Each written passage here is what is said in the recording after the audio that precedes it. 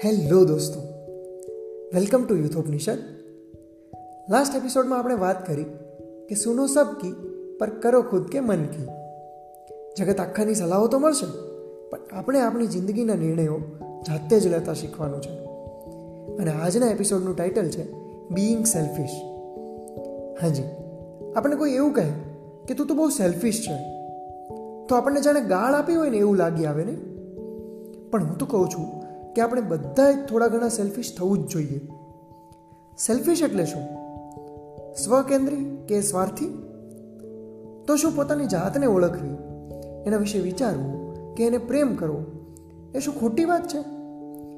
જે માણસ સ્વયંને જ ઓળખી શક્યો નથી, જે પોતાને જ પ્રેમ કરતા શીખ્યો નથી, એ માણસ બીજાને પ્રેમ કેવી રીતે કરી શકે?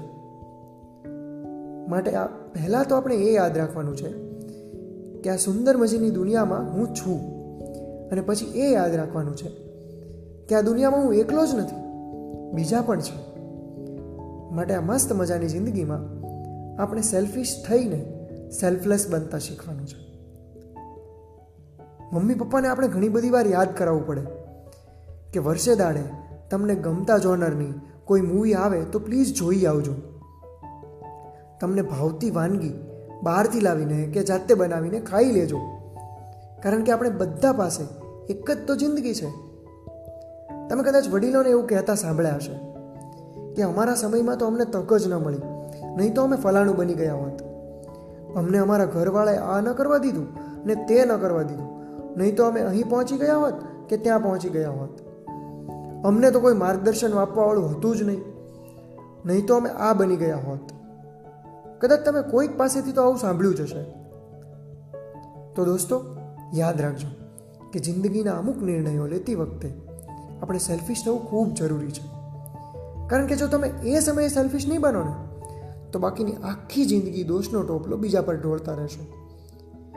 બની શકે કે તમે અત્યારે જીવનના એવા તબક્કામાં હો કે જ્યાંથી તમારી પાસે નિર્ણય લેવાની કે નિર્ણય બદલવાની તક હજુ પણ હોય, તો હજુ પણ થોડા સેલ્ફિશ થઈ જજો.